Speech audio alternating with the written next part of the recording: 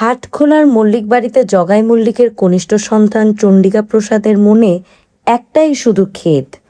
সে আর তার মধ্যমা অগ্রজ মিলে তাদের পিতার শ্রাদ্ধ উৎসব করতে পারল না এখনো। এ বাড়িতে বিবাহযোগ্য এমন কোনো পুত্র বা কন্যা নেই যে তার বিবাহ উপলক্ষে খুব ধুমধাম করা যায়। বধূরা কোনো নতুন সন্তানও প্রসব করেনি যে তার অন্নপ্রাশনে জাঁকজমক করা যাবে। একটা কোনো সামাজিক উপলক্ষ তো চায়, খ্যামটা নাচ কিংবা বাই নাচ বসত বাড়িতে ঠিক জমে না। আর দোল দুর্গা উৎসবে পোস্তার রাজবাড়ি কিংবা রানী রাসমণিকে কিছুতেই হার মানানো যাবে না। যতই ধুমধাম করো, লোকে তবু ওই দুই বাড়িতেই ছুটবে। লোকে কথায় কথায় বলে, শোভাবাজার রাজবাড়িতে ছেলের বিয়ের নেমন্তন্ন পেয়েছিলুম বটে, তেমনি আর কেউ দেখাতে পারল না। কিংবা হাটখোলার দত্তবাড়িতে সেই যে মুখে ভাত হয়েছিল, তাকেই না বলে মুখে ভাত, ধন্যি ধন্যি, হাজার হাজার লোকের মুখে পোলাও কালিয়ে উঠেছিল সেদিনকে। কিংবা ছেড়াদ্দ হয়েছিল সেই জোড়াসাঁকোর রামকমল সিংহীর, সে একেবারে রঙের গোলাম তুরুপ, তার উপর আর কেউ দেখাতে পারলে না। এই মল্লিক বাড়িতে এখন শুধু একটি শ্রাদ্ধেরই অবকাশ আছে। তখন দেখানো যায় রামকমল সিংহের ছেলেরাই বা কতখানি, আর চণ্ডিকা প্রসাদও কত বড় বাপের বেটা। কিন্তু চণ্ডিকা প্রসাদের এই অভিলাষ মেটাবার জন্য তার পিতার কোনোই তৎপরতা নেই। জগাই মল্লিক যেন অজর, অমর। তার বয়স বর্তমানে প্রায় 100 ছুঁই ছুঁই।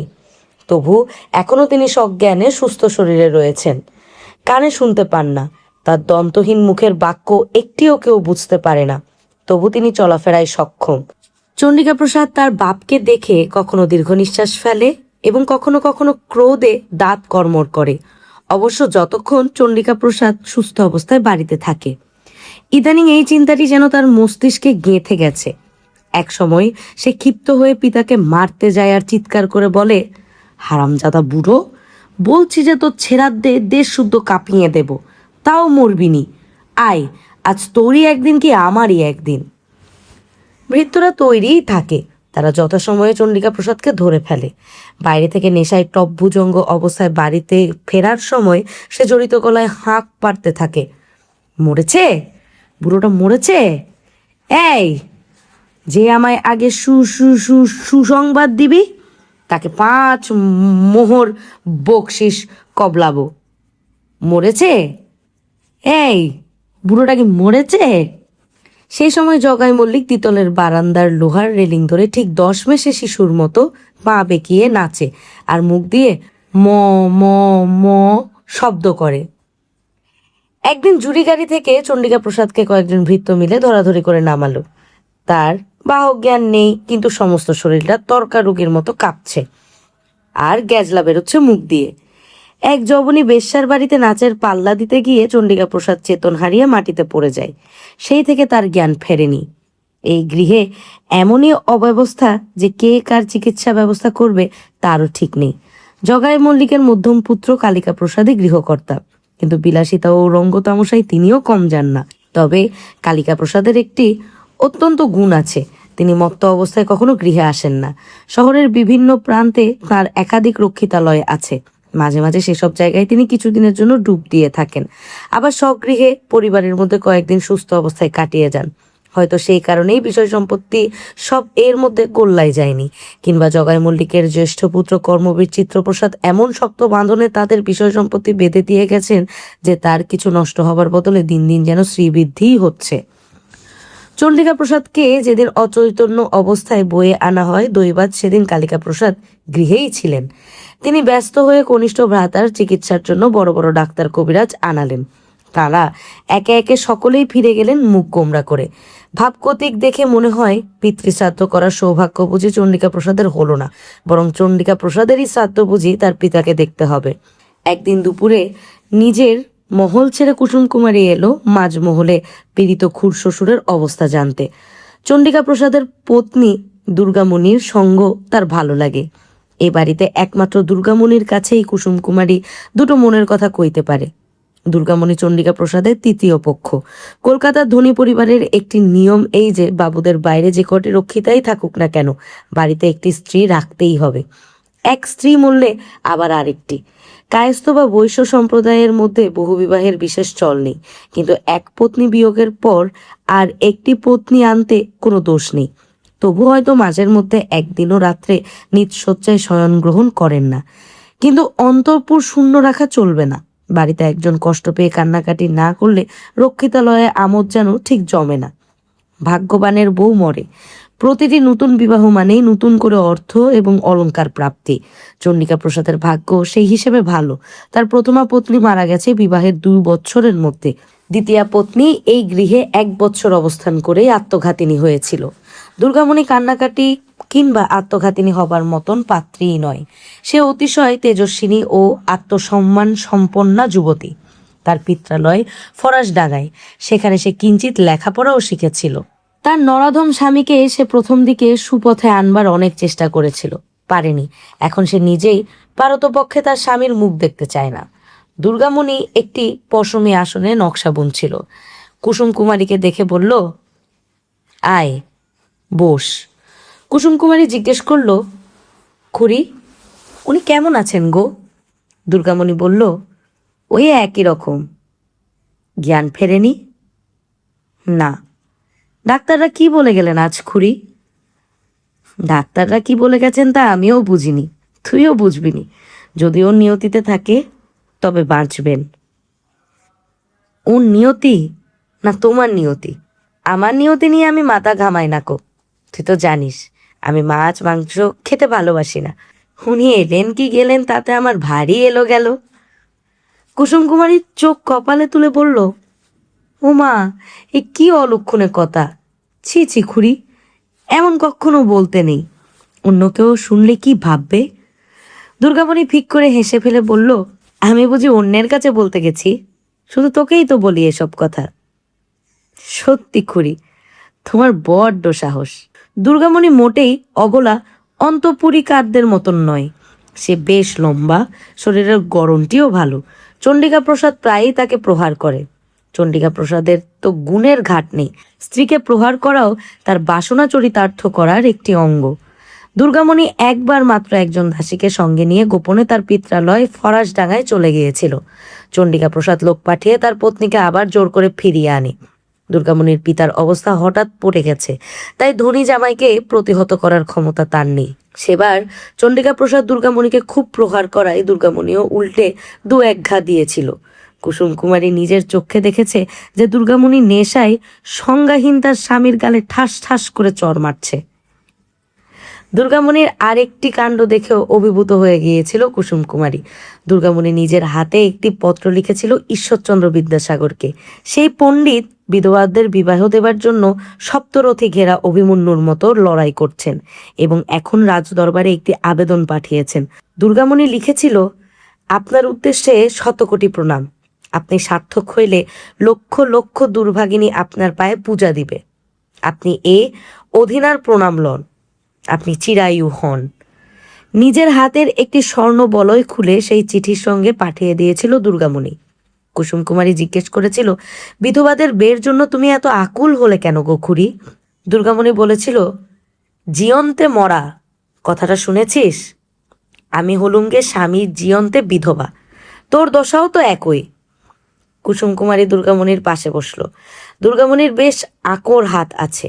কোনো ছবি না দেখেই সে আসনের ওপর ফুল লতাপাতা সেলাইতে ফুটিয়ে তুলতে পারে।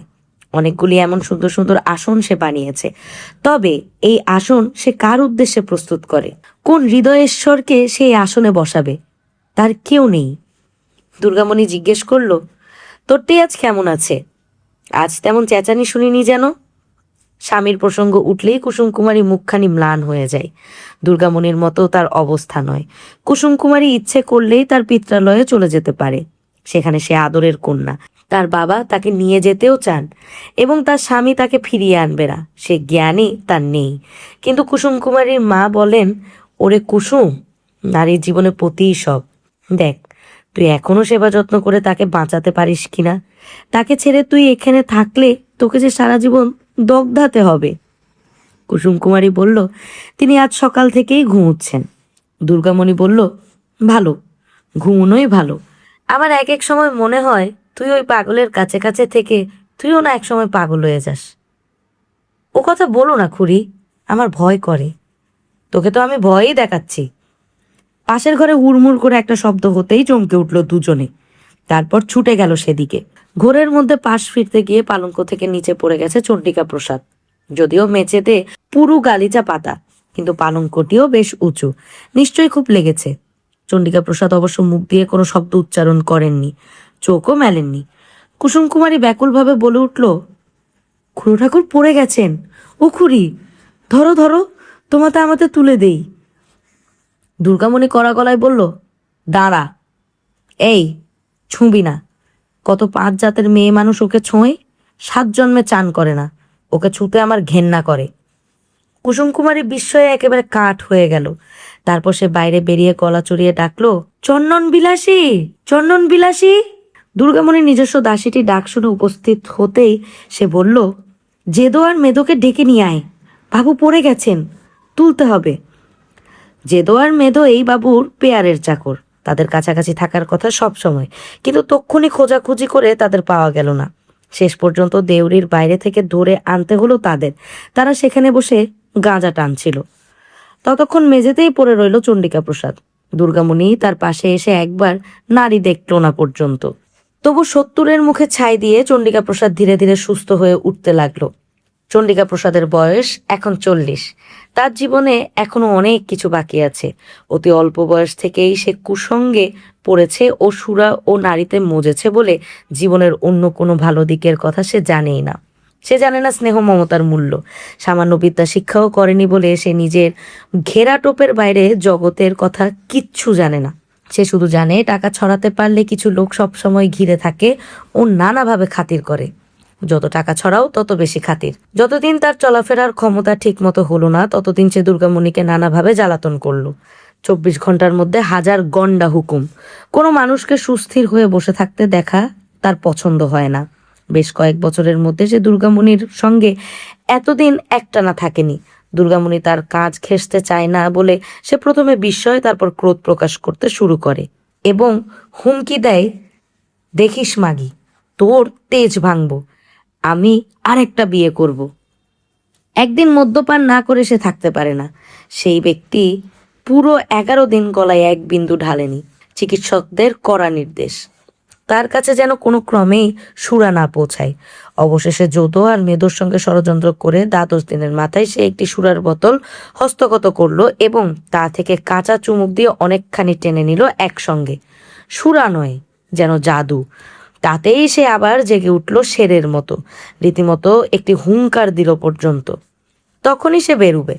তার প্রিয় পোশাক পরে নিল সে, পাজামা, রামজামা, কোমরবন্ধ, মাথায় বাঁ কান ঢাকা টুপি, হাতে একটি লাল রুমাল। সেই রুমাল ঘোরাতে ঘোরাতে সে পরেরও মনেরও ভাবও বুঝিতে কি পারে পরে গাইতে গাইতে নামতে লাগলো সিঁড়ি দিয়ে। যাবার সময় দুর্গামণির সঙ্গে একটি বাক্য বিনিময় পর্যন্ত করল না। সদরে সিংহদ্বারের সামনে তার পিতার সঙ্গে দেখা হলো। জগাই মল্লিক তখন দুজন ভৃত্য সমীভারে বৈকালিক ভ্রমণ করে ফিরছিলেন। তাকে দেখে মাথায় একটি চাঁটি মারার লোভ অতি কষ্টে দমন করলো চণ্ডিকা প্রসাদ।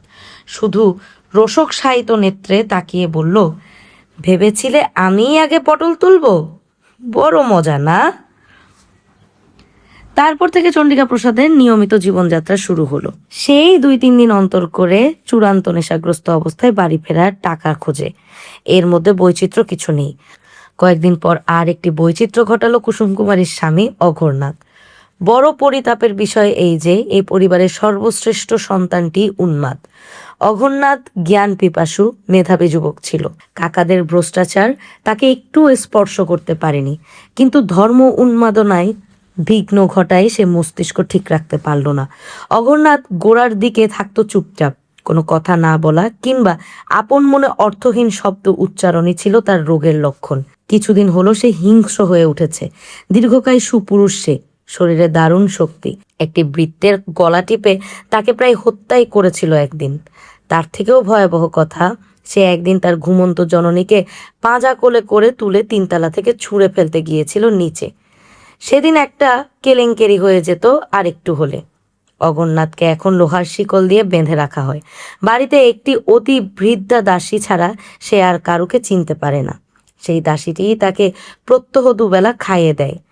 আর কেউ ধারে কাছে ঘেঁষলেই সে চোখ ঘূর্ণিত করে গর্জন শুরু করে দেয়। হঠাৎ একদিন কোন উপায়ে যেন অঘরনাথ শিকল খুলে বেরিয়ে এলো। প্রথমেই সে একটি বৃহৎ অতি সুদৃশ্য চীনে মাটির পাত্র ভাঙল আছাড় দিয়ে। তারপর অদূরে তার জননীকে দেখে তাড়া করে গেল। সারা বাড়িতে একটা দারুণ ত্রাসের সৃষ্টি হলো। ভূমিকম্পের সময় দিশাহারা মানুষের মতো সকলে ছুটল এদিক ওদিকে। মাথা ভর্তি ঝাঁকড়া ঝাঁকড়া চুল, মুখ ভর্তি গোঁফ দাড়ি, কোমরে শুধু একটু ফালি জড়ানো। অঘরনাথকে দেখায় যেন ভয়ঙ্কর রুদ্রের মতন। আজ বুঝি কারো রক্ত না নিয়ে ছাড়বে না। ভৃত্যকুল ও দারবানরা ছুটে এলো তাকে সামলাবার জন্য, কিন্তু কেউ কাছে আসতে সাহস করে না। অঘরনাথ যার দিকে তাকায় সেই প্রাণ ভয়ে দৌড়ায়, চিৎকার চেঁচামেচিতেও কান পাতা দেয়। কেউ ভগবানের নাম জপছে, কেউ বলছে কেল্লায় খবর পাঠাতে। কালিকা প্রসাদ, দুই পুত্র শিবপ্রসাদ ও অম্বিকা প্রসাদ দ্বিতলের বারান্দা থেকে কোনো প্রকার নির্দেশ দিতে লাগলো ওই উন্মাদকে ধরবার জন্য। তাদের নিজেদের এগোবার সাহস নেই। অঘরনাথ তখন নিচতলার উঠোনে এসে দাঁড়িয়েছে। তার জননী ওপর থেকে হাপুস নয়নে কেঁদে বলছেন, ওরে, ওকে তোরা বাইরে যেতে দিসনি, তাহলে আর ওকে খুঁজে পাওয়া যাবে না। ওরে যেমন করে পারিস ধর, আমি একছড়া সোনার হার দেব যে ধরবে। শিবপ্রসাদ ও অম্বিকা প্রসাদের নির্দেশে দারবানেরা শেষ পর্যন্ত বড় বড় লাঠি এনে পেটাতে লাগলো অঘরনাথকে।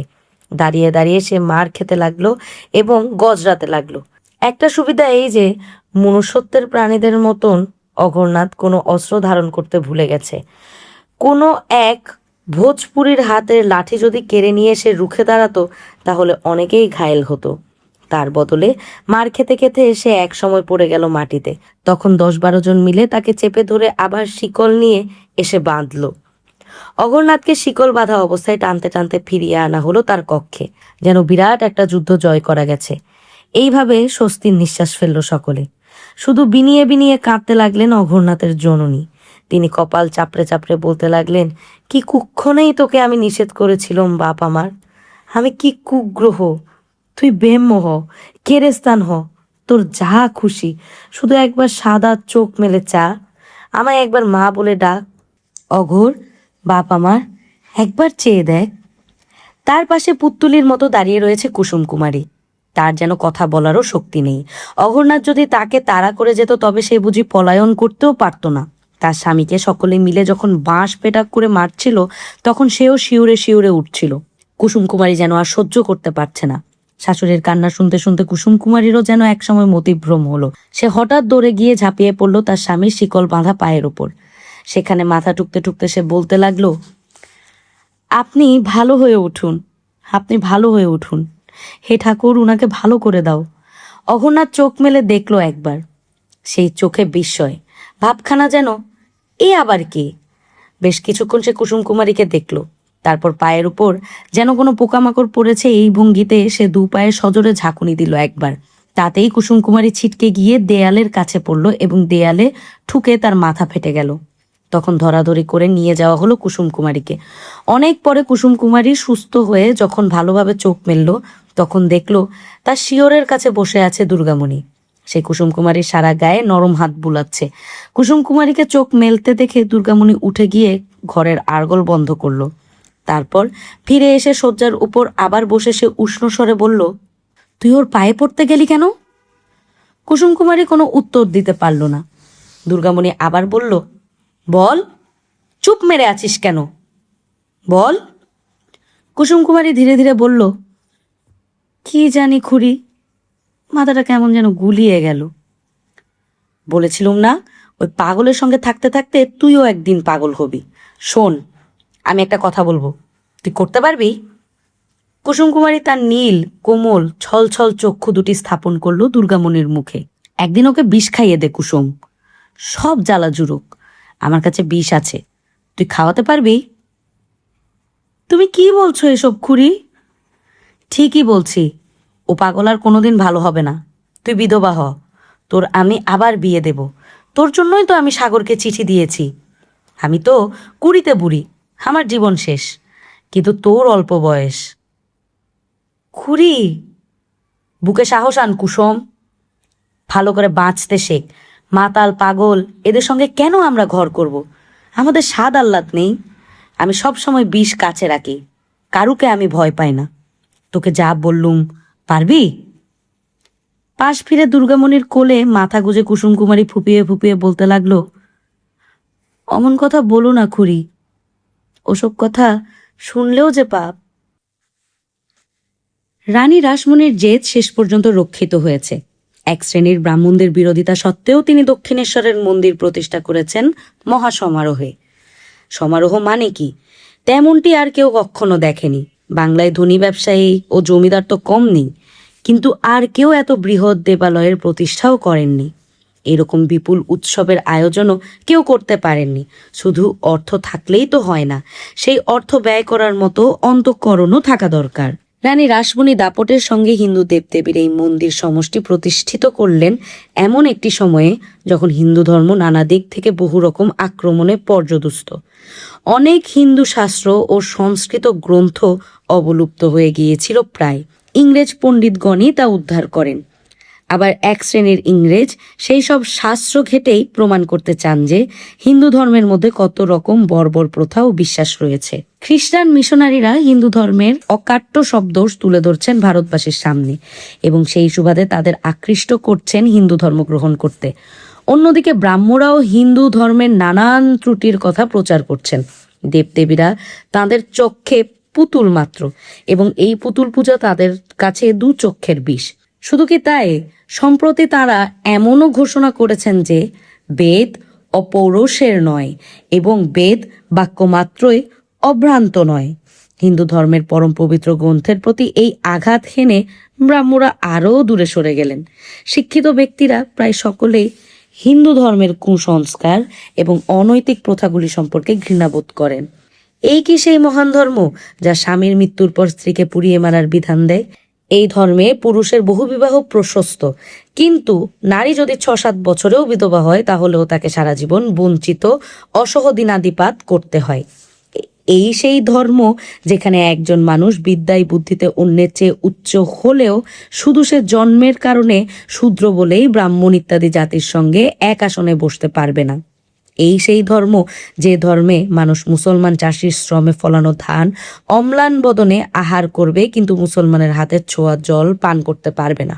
অনেক মুক্তমনা হিন্দু যাদের মনের মধ্যে ধর্মের জন্য আকুতি আছে কিন্তু বিজাতীয় খ্রিস্ট ধর্মও গ্রহণ করতে চান না, ব্রাহ্মদের সম্পর্কেও পুরোপুরি আস্থা নেই, তারাও নিজেদের হিন্দু বলে পরিচয় দিতে লজ্জাবোধ করেন এই ধর্মের নানা দোষের কারণে। এইরকম সময়েই কালীপদ অভিলাষী রাসমণি দাসী পৌত্তলিক হিন্দু ধর্মেই নতুন প্রাণ সঞ্চারের জন্য দক্ষিণেশ্বরে শুরু করলেন এই মহাযজ্ঞ। জ্যৈষ্ঠ পূর্ণমাসী তিথি যোগে জগন্নাথের স্নান যাত্রার দিনটি শুভযোগ। সেই দিন হলো প্রতিষ্ঠা উৎসব। বরাহনগর থেকে নাট মন্দির পর্যন্ত পথের দুপাশে টানানো হলো ঝাড়ি লণ্ঠন। মধ্যে মধ্যে এক একটি বাঁধা মঞ্চে বাজনদাররা বাজনা বাজাচ্ছে। সামনে তরুণীটি যেন আকাশচুম্বী এবং বহুবর্ণ সব কুসুমে সজ্জিত। শুধু নিমন্ত্রিতদের সংখ্যাই প্রায় 1 লক্ষ। এছাড়া অনাহুত রবাহুত যে কত তারই অত্যা নেই। নানি রাসমণির নির্দেশ যে কেউই অভুক্ত অবস্থায় কিংবা দান না নিয়ে ফিরে যাবে না। বারাণসী, পুরী, পূর্ণ মাদ্রাজ থেকেও তিনি বিশিষ্ট ব্রাহ্মণ পণ্ডিতদের আনিয়েছেন। নবদ্বীপ, ভাটপাড়া, কোটালীপাড়ার কোনো ব্রাহ্মণই বাকি নেই। দেশের সম্ভ্রান্ত নাগরিকদেরও আমন্ত্রণ জানিয়েছেন সকলকে। গঙ্গার বুকে পিনিশ, বজরা বোট, ভাউলিয়া প্রভৃতি জলযান গিজ গিজ করছে। আবার রাজপথে গাড়িও অসংখ্য। মন্দির প্রাঙ্গণের একপাশে অনেকগুলি হৃষ্টপুষ্ট গৌড় বাঁধা, একপাশে স্তূপাকার পটব বস্ত্র। এছাড়াও কয়েকটি পাহাড় সাজিয়েছেন। রৌপ্য মুদ্রার পাহাড়, সন্দেশের পাহাড়, পাকা কলার পাহাড়, অন্নের পাহাড়। কলকাতার বাজার তো বটেই, পানহাটি, বৈদ্যবাটি, ত্রিবেণী ইত্যাদি সন্নিহিত সব এলাকার বাজার সাফ করে আনা হয়েছে সন্দেশ। সব মিলিয়ে 500 মণ। আর অন্নের পাহাড়টি তো অন্য মেরু পর্বত। রানী রাসমণি সম্মান অনুসারে ব্রাহ্মণদের গোধন, স্বর্ণ ও রৌপ্য মুদ্রা এবং বস্ত্র দান করবেন এবং অন্ন ও মিষ্টি দ্রব্য ইত্যাদি উৎসর্গ করবেন দেবতাকে। উৎসবের কয়েকদিন আগে একটি বাধা দেখা দিয়েছিল। মাহিষী সম্প্রদায়কে গোঁড়া ব্রাহ্মণদের দল শূদ্র বলে মনে করে।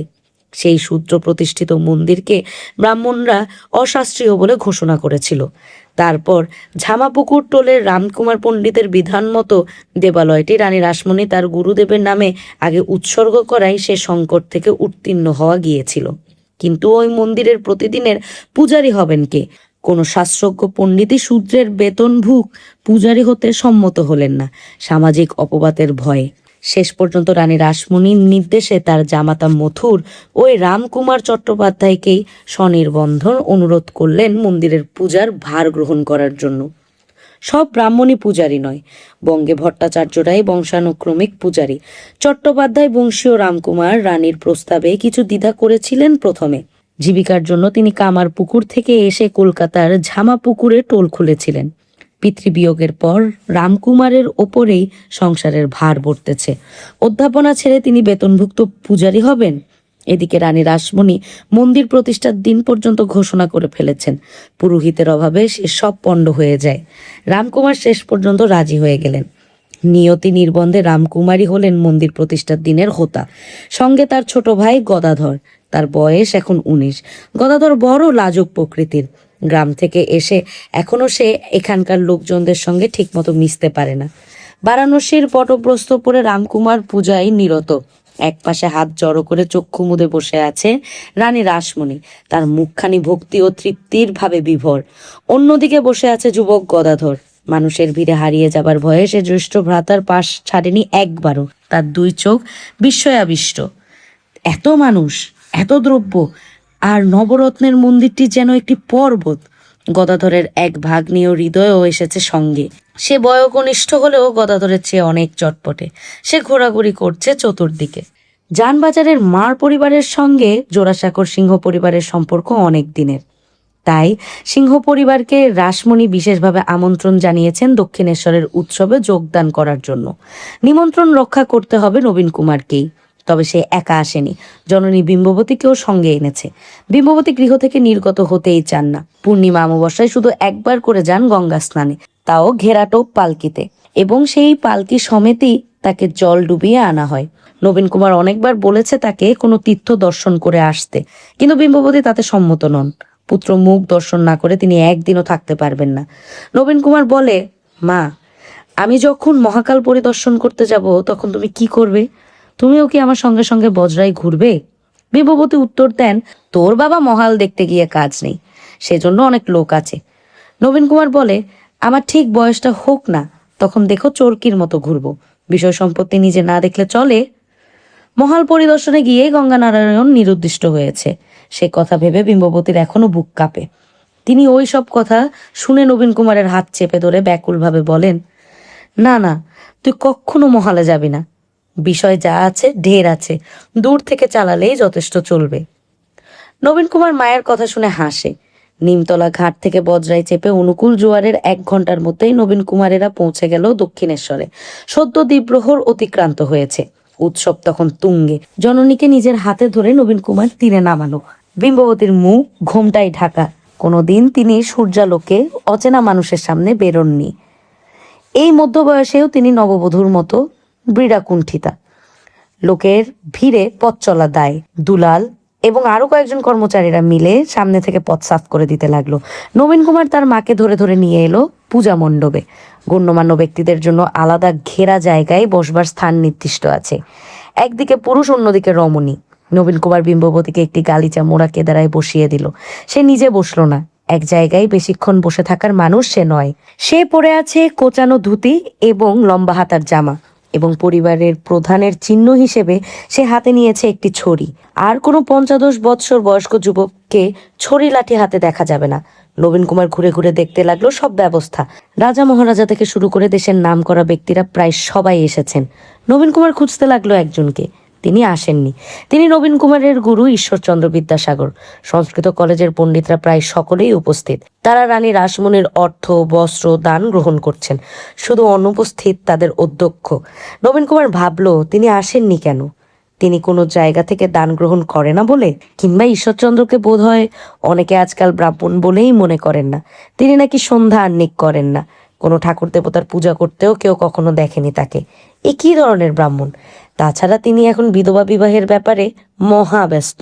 এত বড় নবরত্ন মন্দির, নাটমহল ও সার সার শিব মন্দির এবং এত জাঁকজমক দেখে নবীন কুমার প্রথমটাই বেশ অভিভূত হয়ে পড়েছিল, কিন্তু ঈশ্বরচন্দ্র আসেননি দেখে নবীন কুমারেরও খানিকটা ভক্তি কমে গেল। দেবেন্দ্রনাথ ঠাকুরকেও দেখতে পেল না নবীন কুমার। ব্রাহ্মরা সদল বলে এই অনুষ্ঠান বর্জন করেছে। ইয়ং বেঙ্গলের দলও যে আসবে না তা যেন জানাই ছিল, তবু তাদের দু একজনকে সেখানে দেখে নবীন কুমার চমৎকৃত হলো। সাহেবী ভাবাপন্ন ইয়ং বেঙ্গল দলেও কয়েকজনের মধ্যে ভক্তিভাব দেখা দিচ্ছে। তাহলে সন্ধ্যা হতে না হতেই জ্বলে উঠল রোশনাই। উৎসব এখনো অনেক রাত পর্যন্ত চলবে। নবীন কুমারের আরও কিছুক্ষণ থাকার ইচ্ছে ছিল। গঙ্গা তীরের এই স্থানটি বড় মনোরম। লোকের ভিড় থেকে সরে গিয়ে যেখানে গাছপালার ঝোপ জঙ্গল, সেখানে বসে থাকতে বেশ ভালো লাগছিল তার। কিন্তু বিম্ববতী উতলা হয়ে পড়েছেন। তিনি বারবার দাসী মারফত খবর পাঠাচ্ছেন নবীন কুমারের কাছে। বিম্ববতীর হাত ধরে নবীন কুমার নিয়ে এলো ঘাটের কাছে। বজরায় উঠতে গিয়ে হঠাৎ তার একটা কথা মনে পড়ল। এতগুলি মন্দিরের কোনো বিগ্রহকেই সে প্রণাম জানায়নি। একবার তার ইচ্ছে হলো ছুটে গিয়ে প্রণাম করে আসে। তারপর আবার ভাবলো, থাক, দূর থেকে প্রণাম জানালেও তো হয়। সে তখনও তার জননীর হাত ধরে থমকে আছে। বিম্ববতী জিজ্ঞেস করলো, কি হলো? নবীন কুমার বলল, কিছু না। তারপর সে বজরায় উঠে পড়ল এবং দূর থেকেও প্রণাম জানালো না। দক্ষিণেশ্বর মন্দির প্রতিষ্ঠা উপলক্ষে রানী রাসমণির দাক্ষিণ্য, মহানুভবতা এবং হিন্দু ধর্মের প্রতি অবিচল নিষ্ঠাকে ধন্য ধন্য করা হলো দেশীয় সংবাদপত্রগুলিতে। শুধু ব্রাহ্মরা নীরব রইল। পৌত্তলিকতা নিয়ে নতুনভাবে এই আড়ম্বর তারা সুনজরে দেখল না। ব্রাহ্মদের নিজেদের মধ্যেও খানিকটা অন্তর্দ্বন্দ্ব দেখা দিয়েছে। এই ধর্ম প্রতিষ্ঠার পর ১২ বৎসরের একটি যুগ পার হয়েছে। এবার দেখা দিয়েছে একটি সংকট। দেবেন্দ্রনাথ চেয়েছিলেন নিষ্কুলুষ ধর্ম সাধনা এবং পরম ব্রহ্মের সঙ্গে একাত্মতা অনুভব করতে এবং পৌত্তলিকতা ও নানা রকম কুসংস্কার বর্জন করে হিন্দু ধর্মেরই একটি পরিশুদ্ধ রূপ দিতে। কিন্তু ইদানিং তার সন্দেহ হচ্ছে যে কতগুলা নাস্তিক তার এই সভার মধ্যে ঢুকে পড়েছে। দেবেন্দ্রনাথ পৌত্তলিকদের অশ্রদ্ধা করেন, খ্রিস্টানদের অপছন্দ করেন এবং নাস্তিকদের মনে করেন অমানুষ। তত্ত্ববোধিনী পত্রিকায় ব্যয়ভার বহন করেন দেবেন্দ্রনাথ, কিন্তু সেই পত্রিকায় বর্তমানে আধ্যাত্ম তত্ত্বের বদলে শুধু জ্ঞান চর্চারই বেশি পরিচয় দেখা যাচ্ছে। সম্পাদক অক্ষয় কুমার দত্তের ঝোঁক যেন ওই দিকেই। আর একজন রচনা পরীক্ষক ঈশ্বরচন্দ্র বিদ্যাসাগর, তিনি তো কোনো ধর্ম আলোচনার মধ্যেই থাকেন না। অক্ষয় কুমার আবার একটা রচনা লিখেছেন, বাহবস্তুর সহিত মানব প্রকৃতির সম্বন্ধ বিচার। রচনাটি দেখে বিরক্ত হয়েছেন দেবেন্দ্রনাথ। তিনি খুঁজছেন ঈশ্বরের সঙ্গে মানুষের সম্বন্ধ, আর এরা মাথা ঘামাচ্ছে বাহুবস্তু নিয়ে। এরা কি মানুষের মনের মধ্যে ঢুকতে জানে না? ওই অক্ষয় কুমারের শুধু বিচারের দিকে ঝোঁক। ওরই প্ররোচনায় দেবেন্দ্রনাথ স্বীকার করতে বাধ্য হয়েছে যে বেদের সবকিছুই অভ্রান্ত নয়। অক্ষয় কুমার আরও একটি কাণ্ড করে দেবেন্দ্রনাথকে আরও চটিয়ে দিলেন। রামমোহনের অনুসরণে অক্ষয় কুমারও একটি আত্মীয় সভা স্থাপন করেছেন। ব্রহ্ম সমাজের শিক্ষিত বুদ্ধিমান ব্যক্তিরা আসেন। সেই সুযোগ নিয়ে অক্ষয় কুমার তাদের মধ্যে নিজের মতাদর্শ প্রবিষ্ট করিয়ে দিতে চান। ওই আত্মীয় সভায় অক্ষয় কুমার একদিন বললেন, আচ্ছা, ঈশ্বর যে অনন্ত তার কি প্রমাণ আছে? আপনারা সকলেই বিশ্বাস করেন যে ঈশ্বর সর্বজ্ঞ। আচ্ছা, ঈশ্বর সর্বজ্ঞ কিনা তার বিচার করা যাক। কে কে বিশ্বাস করেন ঈশ্বর সর্বজ্ঞ? হাত তুলুন তো। এই সংবাদ শুনে দেবেন্দ্রনাথের ধৈর্যের বাঁধ ভেঙে গেল। হাত তোলা ভোটাভুটিতে ঈশ্বরের স্বরূপ বিচার, এত দুরস্পর্ধা! তিনি তত্ত্ববোধিনী পত্রিকায় একেবারে বন্ধ করে দেবার অভিপ্রায় জানালেন। শুধু তাই নয়, গোটা ব্রাহ্মণ সমাজের ওপরেই অভিমান করে ভাবলেন এর সঙ্গে একেবারে সম্পর্ক ছেদ করবেন। এমনকি সংসারও পরিত্যাগ করে চিরকালের জন্য চলে যাবেন হিমালয়ে। সেখানে গিয়ে নিরবিচ্ছিন্নভাবে ঈশ্বর চিন্তা করবেন এবং সত্যিই সেরকম উদ্যোগ আয়োজন করতে লাগলেন। নবীন কুমার ষোড়শ বর্ষে পা দিয়ে দু একদিন ব্রাহ্মসভার অধিবেশনে যোগ দিতে এলো। তার গৃহে বিদ্যোৎসাহী সভা এখন জমজমাট। প্রতি সপ্তাহে নতুন নতুন সদস্য আসছে এবং নানা প্রকার চিত্তাকর্ষক বিষয় নিয়ে আলোচনা চলছে। কিন্তু নবীন কুমারের জ্ঞান স্পৃহা তাতেও মেটে না। শহরের যেখানে যেখানে বিদ্বজন সমাগম হয় সেখানেই সে যেতে চায়, কিন্তু ব্রাহ্ম সমাজে নবীন কুমার নিজেকে ঠিক মানিয়ে নিতে পারল না। প্রথম বাধা বয়সের। ব্রাহ্ম সমাজের সকল সভ্যেরই বয়স নবীন কুমারের দ্বিগুণেরও বেশি। সে প্রায় বালক বয়সী বলে সভা চলাকালীন অবস্থায় সকলে তার দিকে মুখ ঘুরিয়ে ঘুরিয়ে চায়। তাছাড়া ব্রাহ্মদের মুখের ভাষা অতি সুগভীর। একজন বক্তৃতা শুরু করে আর থামতেই চান না। পরম ব্রহ্মের প্রসঙ্গে অনেকেরই চক্ষু থেকে অশ্রু গড়ায়, তাই সব দেখে শুনে তার হাসি পেয়ে যায়। স্বভাব চঞ্চল নবীন কুমার এরকম সভায় আর কতক্ষণ ধৈর্য ধরে বসে থাকবে? তাছাড়া একজন দলত্যাগী ব্রাহ্ম খানিকটা প্রভাবিত করলো তাকে। লোকটির নাম যদুপতি গাঙ্গুলি। নবীন কুমারের চেয়ে সে বয়সে কিছু বড়। সে রীতিমতন দীক্ষা নিয়ে ব্রাহ্ম হয়েছিল, তারপর আবার ব্রাহ্মদের সংস্পর্শ ত্যাগ করে এক পাদ্রির কাছে গিয়ে ইউনিটারিয়ান মতবাদে বিশ্বাসী হয়েছে। সে মাঝে মাঝে বিদ্যোৎসাহী সম্মিতিতেও আসে। নবীন কুমারের সঙ্গে তার বেশ সৌহার্দ্য হয়েছে। সেই যদুপতি গাঙ্গুলি একদিন বলল, ভাই নবীন, তুমি আজকাল ব্রাহ্মদের সবাই যাতায়াত করছো শুনছি। নবীন কুমার বলল, ওদের ব্যাপারটা বোঝার চেষ্টা করছি। যদুপতি বলল, আমার ভাই বড়ই আশাভঙ্গ হয়েছে। বড় আশা নিয়ে আমি ওদের কাছে গেছলুম, কিন্তু দেখলুম ওদের কথাই আর কাজে মেলে না। কিরকম? ব্রাহ্মরা বলেন ওরা পুতুল পূজায় বিশ্বাস করেন না, অথচ দেখো সব ব্রাহ্মদের বাড়িতেই এখনো পাথরের নুড়ি কিংবা মাটি কিংবা কাঠের দেবতা রয়েছে। ওরা নিজেরা হয়তো পূজা করেন না, কিন্তু তারা নিজের বাড়িতেই এখনো ওইসব পূজা বন্ধ করতে পারেননি। তাহলে সারা দেশে বন্ধ হবে কি করে? এমনকি ওইসব পূজার খরচাও ওরাই দিচ্ছেন। দেবেন্দ্রবাবুর বাড়িতে যে দোল দুর্গা উৎসব হয়, তার খরচা তো ওর অ্যাসেট থেকেই জোগাতে হয়। নবীন কুমার চুপ করে রইল। তারপর দেখো, ব্রাহ্মদের মধ্যে তো জাতিভেদ নেই, সবাই এক ঈশ্বরের পূজারী। এদের মধ্যে আবার ভেদাভেদ কি? কিন্তু বলো, ব্রাহ্মণ কায়েতরা ব্রাহ্ম হতে পারে, কিন্তু কোনো শূদ্রও কি ব্রাহ্ম হবে? কোনো বামুন ব্রাহ্মণের ছেলে মেয়ের সঙ্গে কোনো কায়েত ব্রাহ্মণের ছেলে মেয়ের বিবাহ হয়েছে এ পর্যন্ত আমি কিন্তু দেখিনি। নবীন কুমার তর্কে যেতে চায় না। সে ফস করে বলল, যাই বলো, দুর্গাপূজা কিংবা দোল বা রথযাত্রার উৎসব আমার বেশ ভালো লাগে। তাহলে তুমি ব্রাহ্মদের কাছে যাও কেন? দুটো জ্ঞানের কথা শুনতে, হরেক রকম মানুষকে দেখতে। নবীন কুমার একদিন শুনতে পেল শহরে আর একটি বাড়িতে যুবকরা বিদ্যা চর্চার জন্য মিলিত হয়। প্রখ্যাত দেয়ান রামকমল সেনের পুত্র কেশবকে ঘিরে বসে সেই আসর। হিন্দু কলেজে পড়বার সময় কেশবকে কয়েকবার দেখেছে নবীন কুমার। তার চেয়ে বছর দুয়েকের বড়, গম্ভীর স্বল্পভাষী যুবক, সহজে অন্যদের সঙ্গে কথা বলতে চায় না। এমনকি কেউ কোনো প্রশ্ন করলেও উত্তর দেয় না সহসা। নবীন কুমারের খুব একটা পছন্দ হয়নি কেশবকে। এত কিসের অহংকার? কিছুদিন আগে কেশব সম্পর্কে একটা গুজব শুনে নবীন কুমার একটু খুশিই হয়েছিল মনে মনে। কেশব নাকি কলেজের পরীক্ষায় টোকাটুকি করতে গিয়ে ধরা পড়ে ভর্ৎসিত হয়েছে। এই ছেলের আবার অহংকার? হ্যাঁ, যদুপতি নবীন কুমারকে বোঝালো একদিন যে না, কেশব ছেলেটিও মোটেই সাধারণ নয়। সে ভাবুক প্রকৃতির মানুষ। বাল্যকাল থেকেই তার মধ্যে একটা শুদ্ধতার প্রকাশ পেয়েছে। সে পড়াশোনাও করে অগাধ। বন্ধু ও পরিচিত মণ্ডলীতে সে যখন কোনো বিষয়ে কথা বলে, তখন সকলে নিঃশব্দে চিত্রাবৃত হয়ে শোনে। সম্প্রতি কেশব তার বন্ধুদের নিয়ে একটি থিয়েটার করারও ব্যাপার নিয়ে মেতেছে। নবীন কুমার একদিন যদুপতির সঙ্গে গেল কলুটোলায় কেশবদের বাড়ির আসরে। এখনকার যুবকরা সকলেই প্রায় তার কাছাকাছি বয়সী। এদের সঙ্গে সখ্য স্থাপনে তার কোনো অসুবিধা হবার কথা নয়। তবু এখানেও কারোর সঙ্গে মনের মিল হলো না নবীন কুমারের। কেশব বক্তৃতা দেয় ইংরেজি ভাষায়, এমনকি বন্ধুদের সঙ্গে কথাবার্তা বলে ইংরেজিতে। যে নাটকে তারা মহলা দিচ্ছে তার নাম হ্যামলেট। ইংরেজ গৃহশিক্ষকের কাছে পাঠ নিয়ে নবীন কুমারও ইংরেজি ভাষায় যথেষ্ট দক্ষতা অর্জন করেছে, কিন্তু এমন নির্লজ্জ পরানুকরণ তার পছন্দ হয় না। বাঙালিরা ধর্ম বিষয়ক আলোচনাও করছে ইংরেজিতে। হাই, নবীন কুমার সেখানেও যাওয়া বন্ধ করে দিল। হীরা বুলবুলের পুত্র চন্দ্রনাথকে ভর্তি করা উপলক্ষে হিন্দু কলেজ ভেঙে যায়। বারবণিতার সন্তানকে গ্রহণ করার জন্য শহরের গণ্যমান্য অভিভাবকরা নিজেদের সন্তানদের এই কলেজ থেকে সরিয়ে নিয়ে গিয়ে পৃথক কলেজ স্থাপন করেছিলেন। গৌরবোজ্জ্বল ঐতিহ্যবাহী হিন্দু কলেজের হীনদশা দেখে কর্তৃপক্ষ অচিরেই তাদের ভ্রম বুঝতে পারেন এবং তা শুধরে নেবার জন্য বিনা আড়ম্বরে এক কথায় অবাঞ্ছিত কুকুরের মতন চন্দ্রনাথকে দূর করে তাড়িয়ে দেন। নানা প্রকার প্রলোভন দেখিয়ে প্রাক্তন ছাত্রদের ফিরিয়ে আনারও চেষ্টা চলতে থাকে। ছাত্ররা ফিরে আসতেও শুরু করে এবং নবপ্রতিষ্ঠিত মেট্রোপলিটন কলেজটি ভেঙে যায়। কিন্তু হিন্দু কলেজ তার আগেরকার রূপ আর ফিরে পেল না। হীরা বুলবুল আর তার পুত্রের ঘটনার প্রভাব মুছে ফেলা সহজ নয়।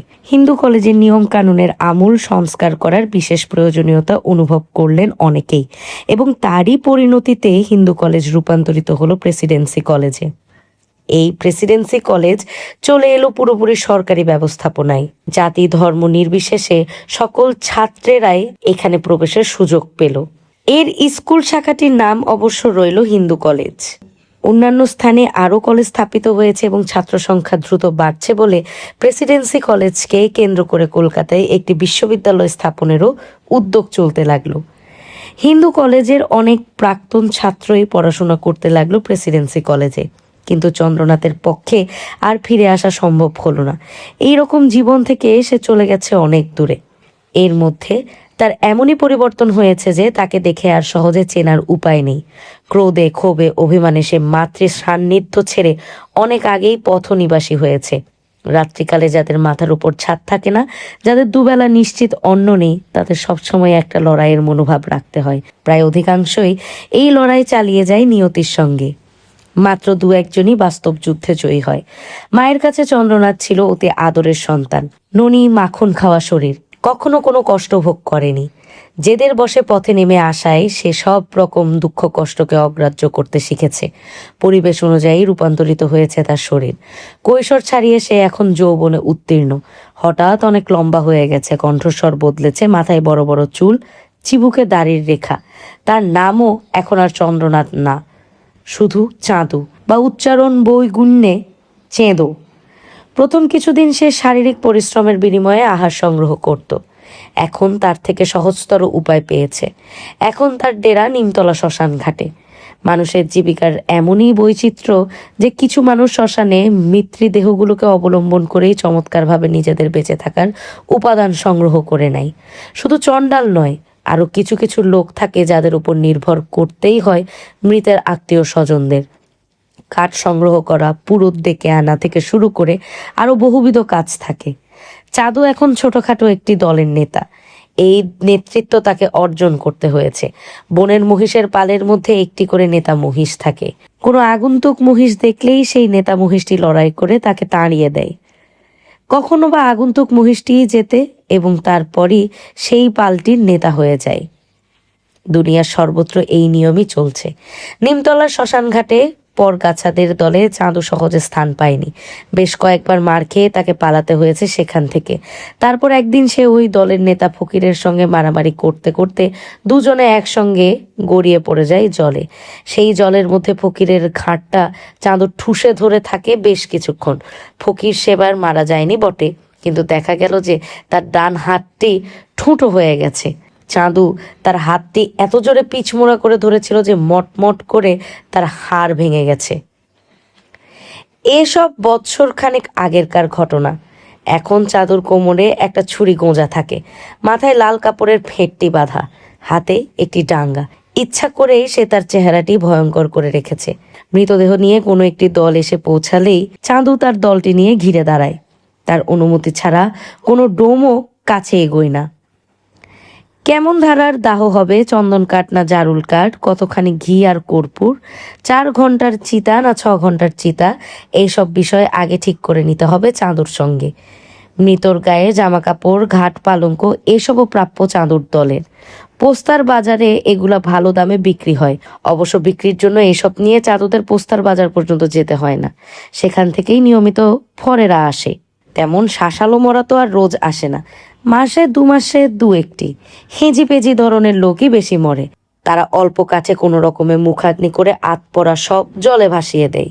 সেসব ক্ষেত্রে ওই অর্ধদগ্ধ দেহ বহন করে জলে ফেলার মজুরি আদায় করে চাঁদুর দল, যার কাছ থেকে যেমন পাওয়া যায়। চাঁদুর একটা বিশেষ শখ আছে। চিতায় কিছুক্ষণ জ্বলবার পর একটা সময় সবের মাথাটা জোরে জোরে লাঠির বাড়ি মেরে ফাটাতে হয়, নাইলে ও জিনিস সহজে পড়ে না। এই কাজটি চণ্ডালদের বদলে চাঁদু নিজে নেয়। গাঁজার নেশায় চক্ষু লাল, কপালে লাল কাপড়ের ফেটটি, হাতের প্রকাণ্ড লাঠিটা ঘুরিয়ে চাঁদু লাফিয়ে লাফিয়ে দমাস দমাস করে মারে। খুলিটা চৌচির হয়ে যায়, ছিটকে বেরোয় ঘিলু। তখন তার মুখে হাসি ফুটে ওঠে। তখন তাকে দেখায় কাল ভৈরবের মতো। তখন তাকে দেখলে কে বুঝবে যে একদিন এই লোকটির মাথাতেই শেক্সপিয়ার, বাইরন, কালিদাসের কবিতার লাইন গজগজ করত। এই তো পাথুরে ঘাটার মল্লিক বাড়ির ছোট বাবুর সব এসেছিল গত মাসে, আর পরশু এসেছিল বাগবাজারের বোসদের অকালমৃত সেজ ছেলেটি। চাঁদুই তাদের মস্তক চূর্ণ করেছে। যখন চিতা জ্বলে না, শ্মশান জনশূন্য, তখন চাঁদু তার দলবল নিয়ে বসে থাকে জলের ধারে, হাতে হাতে ফেরে কাঁজার কলকে। তখনও তাদের একটা কাজ থাকে, যতই গল্পে মেতে থাকুক তাদের চোখ থাকে স্রোতের দিকে। হীরা বুলবুলের কাছ থেকে একটি গুণ পেয়েছে চাঁদু, তার গানের গলাটি খাসা। নানান উৎসবে বাবুরা গঙ্গায় প্রমোদ তরিণী নিয়ে বাইজিদের গান শুনতে শুনতে যায়। রথযাত্রার লক্ষ্মী পুজোর সময় গঙ্গাবক্ষ এইসব নৌকোতে একেবারে ছয় লাভ। শুনে শুনে কয়েকটা গান চাঁদুর মুখস্থ হয়ে গেছে, তার মধ্যে এই গানটি তার সবচেয়ে প্রিয়। যাবি যাবি যমুনা পাড়ে ও রঙ্গিনী, কত দেখবি মজা, ঋষরের ঘাটে শ্যামাবামা দোকানি, কিনে দেব মাথা ঘষা, বারুইপুরের খুনশি খাসা, উভয়ের পুরাবি আশা ও সোনামণি। হঠাৎ একসময় গান থামিয়ে চাঁদু চেঁচিয়ে ওঠে, ওই দেখ দেখ! অমনি তার দলের ছেলেরা চেঁচিয়ে ওঠে, কোতা কোতা! গঙ্গা স্রোতে প্রায়ই একটি দুটি মৃতদেহ ভেসে যায়। অনেক দূর দূরান্ত থেকেও এমন সব আসে, কিন্তু চাঁদুর দলের ছাড়পত্র না পেয়ে কোনো সব নিমতলা ঘাট পার হতে পারে না। চাঁদুর নির্দেশ মতো তার দল ঝাঁপিয়ে পড়ে জলে এবং প্রায় শুশুকের মতো ডুব সাঁতার দিয়ে ঠিক সেই মৃতদেহটিকে ধরে পাড়ে টেনে আনে। তারপর সেটি তন্ন তন্নভাবে পরীক্ষা করা হয়। অনেক সময় সবের আঙ্গুলে থাকে সোনার আংটি, অথবা পায়ে রূপোর চুটকি। তামা বা রূপোর তাগা মাদুলি মৃতদেহ থেকে আত্মীয়রা খুলে নেয় না, সেগুলি সবই চাঁদুদের প্রাপ্য। 5টা শবের মধ্যে অন্তত একটা থেকে কিছু না কিছু পাওয়া যাবেই। সব দেহ পাড়ের কাছে আসলেই শকুনি আর হাড়গিলের পাল ধেয়ে আসে। তখন চাঁদুর দল লাঠিসোঁটা দিয়ে তাদের তাড়া করে যায়। শকুনিগুলো উড়ে পালালেও হাড়গিলেগুলো সহজে যেতে চায় না, তারা রীতিমতো লড়াই করে। কিন্তু হাড়গিলেরা মৃতদেহ ছিঁড়ে ছিঁড়ে খাবে, এটা চাঁদুর দল পছন্দ করে না। জলের জিনিস তারা আবার জলকে ফেরত দেয়। এই শ্মশানে 2টি চণ্ডাল, একজনের নাম ঝিনিয়া, আরেকজনের নাম তারু। তারু আবার তার বউকে নিয়ে থাকে একটি গোলপাতার ঘরে। ঝিনিয়াটা যেমন গাঁজাখোর তেমনি মাতাল, অধিকাংশ সময়েই তার চলৎ শক্তি থাকে না। ঝিনিয়া যে কোথা থেকে এখানে এসেছে তা জানে না কেউ। অদ্ভুত হিন্দি বাংলা মেশানো তার ভাষা, বয়সও হয়েছে যথেষ্ট। চাদুর দল ঝিনিয়াকে নিয়ে নানা রকম মশকরা করে, তার গাঁজার কোলকে কিংবা মদের ভার কেড়ে নিয়ে পালায়। তারপর ঝিনিয়া যখন নতুন নতুন স্বরচিত বিভৎস গালাগালির ঝড় বইয়ে দিতে থাকে, সেই সময় ওদের একজনকেও পেছন দিক থেকে চুপি চুপি গিয়ে তার কোমরে কষি টেনে কাপড়টা খুলে নেয়। অমনি ঝিনিয়া শুরু করে দেয় তাণ্ডব নাচ। এই নিয়ে বেশ সময় কাটে। তারও সেই তুলনায় বেশ শান্ত ও গম্ভীর। বয়সে 40-এর বেশি না, কালো কুচকুচে শরীর, মাথার চুল তেল চুকচুকে। তাকে দেখে কেউ চণ্ডাল বলে মনেই করবে না। কিন্তু ঝিনিয়ার চেয়ে তারও কাজে অনেক বেশি দক্ষ। তার মেয়ের নাম মতিয়া। কিছুদিন আগেও সে ইংরেজ পাড়ায় মেথরানি ছিল। কোন মন্ত্র বলে যে সে মতিয়াকে বিয়ে করে এই শ্মশানে রাখতে পেরেছে তা তারই জানে। মতিয়ার সঙ্গে চাঁদুর দলের সকলের বেশ ভাব আছে। হয়তো তারও স্নান টান করে খেতে বসেছে, এমন সময় কোনো একটা বড় দল এসে উপস্থিত হলো। ঝিনিয়া অচৈতন্য হয়ে পড়ে আছে, তারুকেই আসতে হবে। অভুক্ত অবস্থাতেই তারও চলে আসে। মৃতের আত্মীয় স্বজনদের কান্নাকাটি পর্বে সে ভাবলেশহীন মুখে দাঁড়িয়ে থাকে একপাশে, নিজের লাঠিটিতে ভর দিয়ে। তারপর মুখাগ্নি হয়ে গেলে সে সাজানো চিতার তলায় ভালো করে আগুন ঢেলে দিয়ে আবার খেতে চলে যায়। খাওয়া সেরে আঁচিয়ে ভেজা মুখেই সে ফিরে এসে সবের মুখে পা পুড়ে দেয়। মতিয়ার সঙ্গে মাঝে মাঝে প্রচন্ড ঝগড়া বেঁধে যায় ঝিনিয়ার। তারুর বউ আছে আর তার নেই, এটা মাঝে মাঝে ঝিনিয়া সহ্য করতে পারে না। এক এক রাত্রে সে তারুর গোলপাতার ঘরে জোর করে ঢুকে পড়ে, তারও কিছু বলে না। মতিয়াই সব ব্যবস্থার ভার নেই। ঠেলতে ঠেলতে সে ঝিনিয়াকে ঘরের বাইরে নিয়ে আসে। তারপর বাপান্ত করতে করতে একটা পোড়া কাঠ তুলে নিয়ে তাকে পেটায়। চাঁদুরা কিছুক্ষণ মজা দেখে। এক সময় অবস্থা চরমে পৌঁছালে তারা এগিয়ে বলে, আরে আর পেটাসনি, বুড়োটা তো মরে যাবে। মতিয়া বলে, মরুক মরুক গিদরটা। চাঁদু ওর কাছ থেকে পোড়া কাঠটা কেড়ে নেবার চেষ্টা করলে মতিয়া চোখ পাকিয়ে বলে, তবে তোর মুখ ভেঙে দেব, তোহার ঘিলু ছট খাবো। চাঁদু হাসতে হাসতে পিঠ ফিরে বলে, মার মার দেখিনি আমায়। সবাই মিলে ধরাধরি করে ঝিনিয়াকে গঙ্গায় ফেলে দেয় ঝপাত করে। সবাই জানে ঝিনিয়া ওতেও মরবে না, বড্ড কড়া জান তার, ঠিক আবার বেঁচে উঠবে। এইভাবে চাঁদুর দিন বেশ কেটে যাচ্ছে। মাঝখানে একটা ঘটনা ঘটেছিল। হঠাৎ দেখা গেল প্রতিদিন বিকেলবেলা একজন ভদ্রবেশী সুশ্রী চেহারার যুবক এখানে এসে জলের ধারে বসে থাকে। এখানে ঘাট বলতে কিছু নেই, কয়েকটি গাছের গুড়ি ফেলা আছে, জোয়ারের সময় সেগুলোও ডুবে যায়। যুবকটি এসে সেখানে বসে। অপরাহ্নে নদীর জলে সূর্যাস্তের শোভা দেখতে দেখতে সে দীর্ঘশ্বাস ফেলে এবং মাঝে মাঝে পকেট থেকে একটি নোট বই বার করে তাতে কি সব লেখে। লোকটিকে দেখে খটকা লাগে চাঁদুর দলের। এ আবার কি চাই? শ্মশানে তো কেউ বিনা কারণে আসে না। পাশের আনন্দময়ী তলায় অনেকে স্নান করতে আসে, এদিকে স্নানার্থীরাও আসে না। এই লোকটা যেন তাদের জায়গা জুড়ে বসেছে। চাঁদুরা লোকটির পাশে বসে খিস্তি খাস্তা হই হল্লা করলেও লোকটি ভ্রুক্ষেপ করে না। সে যেন ধ্যানস্থ, আপনভাবে বিভোর। লোকটির নাকে সোনালি ফ্রেমের রিমলেস চশমা, গায়ে পাতলা ফিনফিনে জামা, কাঁধে একটি গোলাপি রঙের চাদর। কখনো জ্বলন্ত চিতার পাশে এসেও দাঁড়িয়ে থাকে লোকটি, তখন তার চোখ দিয়ে টপ টপ করে জল পড়ে। এ যে এক তাজ্জব ব্যাপার, কার না কার মরা তার ঠিক নেই, সেজন্য এই লোকটি কাঁদে। লোকটিকে চাঁদুর সহ্য হয় না। একে জব্দ করার জন্য তার সঙ্গীদের নিয়ে একটি মতলব এঁটে ফেলে। ঘাটের গুড়িগুলো অনেক দিন থাকার জন্য কাদার মধ্যে গেঁথে আটকে আছে। একদিন চাদর দল সেই গুড়িগুলো তুলে তুলে আলগা করে রাখে। তারপর সেদিন বিকেলে যুবকটি এসে একটা গুড়ির উপর বসেছে। একটু পর চাঁদু তার হাতের লাঠিখানা দিয়ে পেছন দিক থেকে সেই গুড়িটাই একটি চাঁড় দেয়। অমনি লোকটি সমেত গুড়িটি গড়িয়ে চলে যায় জলের দিকে। ধ্যান ভেঙে যুবকটি দু হাত তুলে উচ্চকণ্ঠে বাবারে মারে গেলুম রে বলে চেঁচিয়ে ওঠে এবং শটান গিয়ে পড়ে জলের মধ্যে। বোঝাই যায় যুবকটি সাঁতার জানে না। জলে পড়ে সে দু একবার মাত্র বাঁচাও বাঁচাও বলতে পারে, তারপর হাবুডুবু খায়। যথেষ্ট নাকানি চুবানির পর যুবকটি যখন স্রোতের টানে পড়তে যাচ্ছে, সেই সময় চাদর দল লম্ফ দিয়ে পড়ে তাকে উদ্ধার করে নিয়ে আসে। সুদৃশ্য বস্ত্র পরিহিত যুবকটিকে এখন দেখায় ভিজে বেড়ালের মতো চোপসানো। দম নিতে তার খানিকক্ষণ সময় লাগে। তারপর সে অত্যন্ত কোমল কণ্ঠে জিজ্ঞেস করে, তোমরা এমন কেন করলে ভাই? চন্দ্রনাথের দল হো হো করে হেসে ওঠে। লোকটি হাত জড়ো করে আবার সেই রকম একই কণ্ঠে বলল, ভাই তোমরা কেন এমন করলে? আমি কি দোষ করেছি? চাঁদুর এক সাঙ্গাত ন্যাড়া তার কাঁচা টেনে খুলে দেবার চেষ্টা করলো। লোকটি তখন মুক্তকচ্ছ অবস্থায় কোনো রকম মান বাঁচাবার জন্য চোঁ চোঁ দৌড় মারলো। চাঁদুর দলের কাছে এটা নির্মল আনন্দের ব্যাপার। ন্যাড়া হাসতে হাসতে বলল, ও বোক চৈতন্য আর কোনোদিন এদিকে আসবে না। চাঁদু বলে, আসবে আসবে, সব বেটাকেই আসতে হবে। এমন ঘাঁটি আগলে আছে যে সব বেটাকেই আসতে হবে একদিন না একদিন। সব বেটার মাথা ফাটাবো। এর চেয়ে অনেক বেশি রোমহর্ষক ঘটনাও ঘটে মধ্যে মধ্যে। এক রাতে ফিনিক দিয়ে জ্যোৎস্না ফুটেছে আর বাতাস বইছে এলোমেলো। এমন রাতে গাঁজার নেশা বড় ভালো জমে, আর তার সঙ্গে চেল্লামিল্লি গান। অশ্বত্থ গাছটার গায়ে একটা গোল পাতার মাচা বেঁধে চাঁদু তার দলবল নিয়ে বসে থাকে। কিন্তু গান গাইবার উপায় কি? তার মধ্যে ঝিনিয়া এসে দারুণ হল্লা লাগিয়ে দেয়। ছেলেদের ঝড়ঝাপাটি খেয়েও সে থামতে চায় না। সে সময় চারজন লোক একটা শবের খাট বয়ে নিয়ে এসে শ্মশানতলায় সেটি নামিয়ে রেখেই দৌড় লাগায়। চাঁদু ঠিক দেখে ফেলে তার সাগরেদদের বলে, আরে আরে, লোকগুলো কোথায় গেল দেখতো। নেড়া খানিকটা এগিয়ে গিয়ে উচ্চকণ্ঠে জানায়, বেটারা ভেগে যাচ্ছে ওস্তাদ। সবাই হই হই করে তাড়া করে যায় সেই সব যাত্রীদের, কিন্তু তারা দিক বিদিক শূন্য হয়ে ছুটে পালাচ্ছে, তাদের ধরা যায় না। অনেকের ধারণা এই নিমতলা শ্মশানে দুটো ভূত আছে, সেজন্য রাত বিরেতে ভাড়া করা শ্মশান যাত্রীরাও সহজে এদিকে আসতে চায় না। ওরা কি ভূতের ভয়েই পালালো, অথবা ওদের কাছে ঘাট খরচা নেই? চাঁদু তার দলবল নিয়ে ফিরে আসে মরার খাটের কাছে।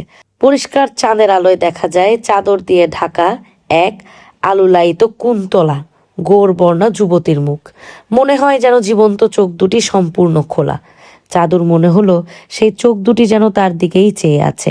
চাদরখানি একটুখানি সরাতেই এক দৃশ্য দেখে চাঁদু এবং তার সঙ্গীরা শব্দ করে আঁতকে ওঠে। যুবতীটির নগ্ন বুকের ঠিক মাঝখানে একটি ছুরি বেঁধা, তখনও সেখান থেকে থকথকে রক্ত জমে আছে। প্রতিদিন নানা রকম মৃতদেহ দেখলেও চাদর সঙ্গীরা এই মৃতদেহ দেখে ভয় পেয়ে যায়। সবাই সরে যায় দূরে। একজন বলে, কোনো বড় ঘরের মেয়ে খুন করেছে। অপর একজন বলে, রেন্ডি রেন্ডি। আর একজন বলে, বেঁচে আছে, এখনো বেঁচে আছে। চাঁদু কাছে গিয়ে ঝুঁকে মেয়েটির গাল ধরে এপাশ ওপাশ নাড়িয়ে দেয়। জীবনের কোনো লক্ষণ তাতে প্রকাশ পায় না। ন্যাড়া এক টানে সরিয়ে দেয় চাদরটা। এবার আরো বিস্ময়ের পালা, যুবতীটির অঙ্গে এক টুকরো বস্ত্রও নেই। কয়েক মুহূর্ত ওরা চুপ করে থেকে পরস্পরের দিকে চায়। এমন সুন্দর নারী দেহ ওরা কখনো চোখে দেখেনি। চাঁদের আলোয় সেই শরীর যেন আরো অপার্থিব দেখায়। হঠাৎ ন্যাড়া একটা উৎকট চিৎকার করে ঝাঁপিয়ে পড়ে সেই যুবতের শরীরের ওপর, পাগলের মতো সেখানে মুখ ঘষতে থাকে। কি করছিস, কি করছিস বলে চাঁদু তার চুলের মুঠি ধরে তাকে তোলবার চেষ্টা করে, কিন্তু ন্যাড়া কিছুতেই উঠবে না। শেষ পর্যন্ত চাঁদু এক লাথিতে তাকে ছিটকে ফেলে দেয়। তখন আরো দুজন ঝাঁপিয়ে পড়ে সেই মৃতদেহের ওপর। চাঁদু তাদেরও সরাবার চেষ্টা করে, কিন্তু সবাই যেন উন্মাদ হয়ে উঠেছে। কেউ আর তারা কথা শুনতে চায় না। ন্যাড়া উঠে এসে বলে, তুমি সরে যাও ওস্তাদ। বাকি সবাই একেবারে পথের ছেলে, কিন্তু চাঁদুর এক সময় বাড়ি ছিল, সেই জন্য এই বিভৎসতা সে ঠিক সহ্য করতে পারে না। সে একাই চেষ্টা করে সবাইকে সরিয়ে দেবার, কিন্তু এই উপলক্ষে যেন তার দলে একটা বিদ্রোহ দেখা দিল। কেউ তাকে আর মানছে না। অবিলম্বেই বিদ্রোহ দমন করবার জন্য চাঁদু বিশেষ একজনকে টেনে নেয় এবং নিজে ছুরিটা তার গলায় চেপে ধরে বলে, একদম শেষ করে দেব, সব কটাকে আজ খতম করব। ন্যাড়া সেই যুবতীটির বুক থেকে ছুরিটা টেনে তুলে নিয়ে চাঁদুকে রুখতে আসে, কিন্তু হাতে একটা ছুরি থাকলেই ন্যাড়া যদি জিততে পারত তাহলে তো সেই নেতা হতো। ন্যাড়া মাটিতে লুটিয়ে পড়ার পর চাঁদু যুবতীর শরীর আড়াল করে দাঁড়ায়, চিৎকার করে বলে, আয়, কে আসবি এবার আয়। বিদ্রোহ প্রশমিত হলে চাঁদু বলে, ধর, সবাই হাত লাগা, একে মা গঙ্গায় ভাসিয়ে দিতে হবে। একজন তখনও দুর্বল গলায় বলে, যদি বেঁচে থাকে এখনো, যদি বেঁচে থাকে মা গঙ্গা ওকে বাঁচাবেন। ধরাধরি করে শেষ পর্যন্ত ওরা যুবতীর দেহটিকে নিয়ে ভাসিয়ে দেয় জলে। ন্যাড়া ভেউ ভেউ করে কেঁদে ওঠে। এই পর্যন্ত ন্যাড়াকে কেউ কখনো কাঁদতে দেখেনি। ভাগ্যহীনা যুবতীটি কোন বেঘরে কার হাতে মারা গেছে কে জানে। কেউ তার জন্য শোক করছে কিনা তারও ঠিক নেই। তবু তো শ্মশান ঘাটে একজন তার জন্য কাঁদলো। সম্প্রতি এখানে আরও একটি কাণ্ড ঘটেছে। বর্ষার রাতে চাঁদুরা সবাই ঘুমিয়েছিল।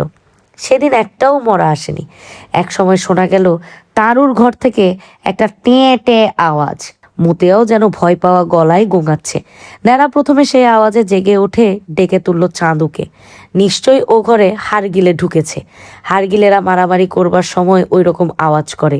সবাই মিলে দৌড়ে গেল তারুর ঘরের দিকে। ন্যাড়া প্রথমে ঢুকেই বেরিয়ে গেল জিভ কেটে, তারপর মুখে একটা অদ্ভুত ভঙ্গি করে বলল, আরে সাবাস, মতিয়ার একটা বাচ্চা হয়েছে।